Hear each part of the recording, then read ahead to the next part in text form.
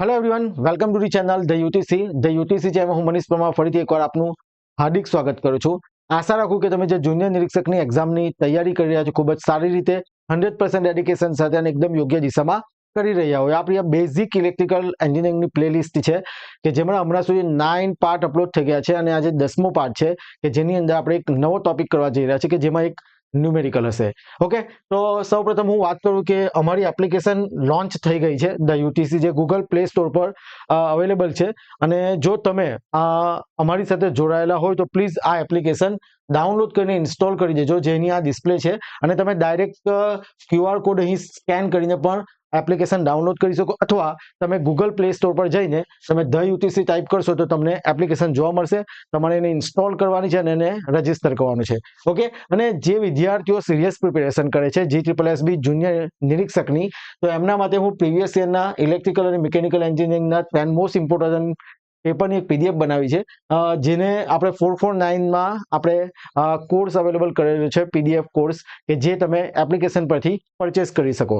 Okay, યાદ રહે કે ડિટેલ સોલ્યુશન નથી.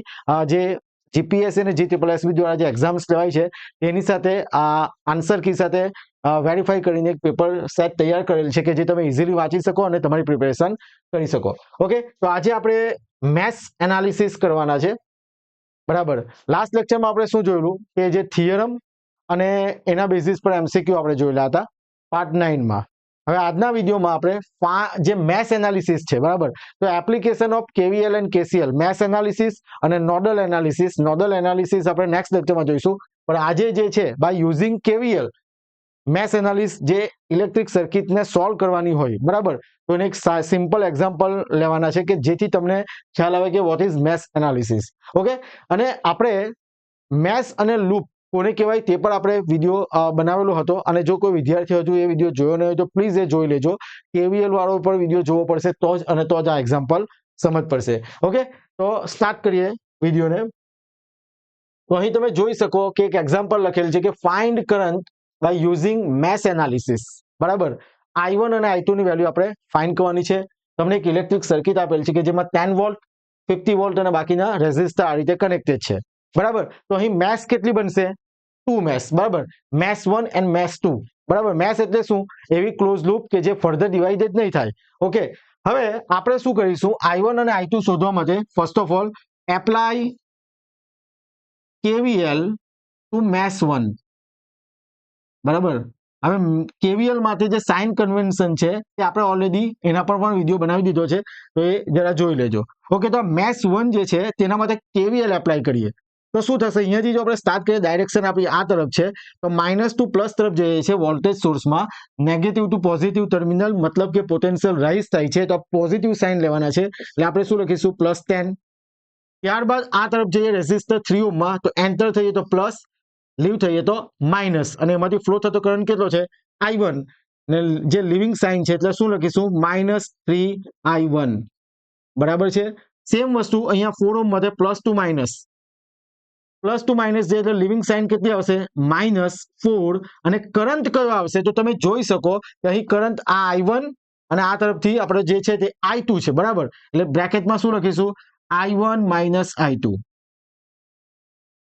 આ મેથ્સ માટે આ તરફ આવીશું તો પ્લસ અને આ માઇનસ લીવ થાય છે, એટલે શું લખીશું? -6I1 = 0. આઈ હોપ કે જે આ ઇક્વેશન મેં લખ્યું છે KVL થ્રુ તે તમને ખ્યાલ આવી ગયો હોય. નહીં સમજ પડે તો વિડીયો પોઝ કરો, બેક જાઓ, ફરીથી જુઓ, અથવા KVL વાળો વિડીયો જોઈ શકો. હવે આપણે આ ઇક્વેશનને જરા અરેન્જ કરીએ વ્યવસ્થિત રીતે, તો શું થશે જરા જોજો. 10 - 3I1 -4I1 +4I2 -6I1 = 0.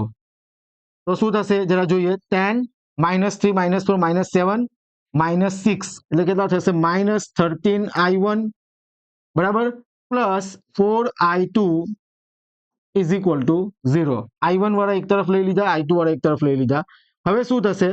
તો 10 એટલે કે -13I1 અને +4I2 ને આપણે પેલી તરફ લઈ જઈએ તો શું થશે જરા જોજો. 13I1 -4I2 = 10. That is your equation number 1 for maths 1. I1 અને I2 ના ફોર્મમાં. બીકોઝ આપણે I1 અને I2 ફાઇન્ડ કરવાના છે. એટલે આપણે અહીંયા ફર્સ્ટ ઇક્વેશન મેશ 1 માટે મળ્યું કે અહીં છે 13I1 - 4I2 = 10. હવે મેશ 2 માટે જે આપણે મેશ 2 છે એના માટે આપણે ઇક્વેશન એટલે KVL લખીએ તો અહીંયા એપ્લાય KVL ટુ મેશ 2. બરાબર, એપ્લાય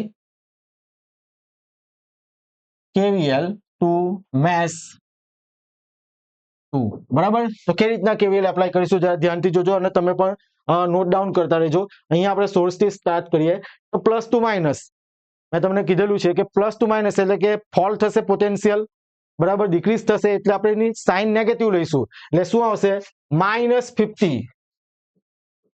બરાબર, -50. હવે આ તરફ જઈએ છે તો એન્ટર થશે તો આ શું લઈએ પ્લસ, લીવ થાય તો માઇનસ. બરાબર, તો શું થશે -4. કરંટ તે મેશમાં કેટલો છે I2. ઓકે, ત્યાર પછી 4 ઓહ્મ રેઝિસ્ટર તરફ જઈએ તો એન્ટર થઈએ તો શું થશે આટલે પ્લસ, આટલે થશે લીવ. આ કરંટ આ તરફ જઈએ રેઝિસ્ટર કેટલો છે 4 એટલે -4. ચેન્જ એ છે કે મેશ 2 છે એટલે કરંટ હવે શું આવશે I2 - I1. બરાબર છે. આ રીતે આ રેઝિસ્ટરમાં જઈએ આમ ફરતા ફરતા ડાયરેક્શનમાં જઈશું એટલે શું થશે પ્લસ માઇનસ, તો શું થશે માઇનસ સાઇન -5I2 =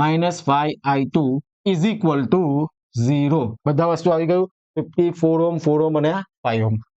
હવે આપણે ઇક્વેશનને અરેન્જ કરીએ જેવી રીતના આમાં કરેલું હતું તો શું થશે જરા જોજો -50 - 4I2 -4I2 minus minus plus 4I1 બરાબર -5I2 = 0. બરાબર છે. હવે અને આપણે અરેન્જ કરીએ I1 અને I2 ના ફોર્મમાં એટલે શું થશે જરા જોજો -50 4 ને 4 8 -4 -8 and -5 -13I2 + 4I1 = 0. બરાબર છે. 8 ને 5 13. હવે શું થશે 4I1 - 13I2 -50 પેલી તરફ જશે એટલે +50. That is your equation number 2. હવે ઇક્વેશન 1 અને 2 ને આપણે સોલ્વ કરીશું તો અને તો જ આપણને I1 અને I2 ની વેલ્યુ મળશે. બરાબર, તો આપણે યલો પેન લઈ લઈએ. તો જો કઈ રીતના થશે તો આપણે ઇક્વેશન આપણે સ્કૂલ લેવલે કોલેજ લેવલે શીખી જ ગયેલા છે. બંને ઇક્વેશન આપણે જેલા લખી લઈએ 13I1 - 4I2 = 10 અને સેમ વસ્તુ 4I1 - 13I2 = 50. બરાબર છે. હવે આપણે જરા સોલ્વ કરવા માટે આને કેટલા વડે મલ્ટીપ્લાય કરીએ 13 થી, આને કેટલા વડે મલ્ટીપ્લાય કરીશું 4 થી, તો શું થશે જરા જોઈએ 13 4 જા 52I1 -4 4 જા 16I2 = 10 4 જા 40. એવી જ રીતે 13 4 જા 52I1 13 13 -169I2 and 13 5 જા 650. બરાબર છે 650. હવે અહીંયા ગાડી આપણે સોલ્વ કરવા માટે પ્લસ સાઇન તો માઇનસ, માઇનસ હોય તો પ્લસ ને પ્લસ હોય તો માઇનસ એટલે આ કેન્સલ થશે તો બચશે શું તો આપણી પાસે બચશે શું તો જરા જોઈએ +169 માંથી 16 જાય તો કેટલા થશે 116 માંથી 16 જશે તો શું થશે 9 માંથી 6 જશે તો 3. બરાબર છે. 169 - 16 3 5 and 1 એટલે કેટલા 153. શું વેલ્યુ આવશે 153I2 અને 650 માંથી 40 જશે તો કેટલા આવશે -610. તો અહીં તમે I2 ની વેલ્યુ મેળવી શકશો કેટલી I2 = -610/153. That is your I2. તમે એને ડિવાઈડ કરી દેજો એટલે વેલ્યુ મળી જશે. હવે આ I2 ની વેલ્યુ આપણે ક્યાં મૂકવાની છે ઇક્વેશન 1 માં એટલે તમને શું મળી જશે I1. બરાબર છે. સબસ્ટિટ્યુટ મેથડ છે. અહીં આપણને I2 મળે છે -610/153 જેને આપણે ક્યાં મૂકીશું ઇક્વેશન 1 માં એટલે તમને સાની વેલ્યુ મળી જશે I1. ડિવાઈડ તમારે કરીને કમેન્ટમાં આન્સર આપવાનો છે. ઓકે, તો આ હતું મેશ એનાલિસિસ. બરાબર, આની અંદરથી એમ તો MCQ એ રીતના આવી શકે એક નાનો એક્ઝામ્પલ મૂકી દઈ તમારી એક્ઝામ પોઈન્ટ ઓફ વ્યૂ તો એ તમે કરી શકો. ઓકે, હવે નેક્સ્ટ વિડીયોમાં આપણે નોડલ એનાલિસિસ કરીશું તો એ ચેનલને સબસ્ક્રાઇબ કરી દો, બેલ આઇકન પ્રેસ કરો કે જેથી કોઈ નવો વિડીયો અપલોડ કરું તો તમને એની નોટિફિકેશન મળી રહે. Thank you very much.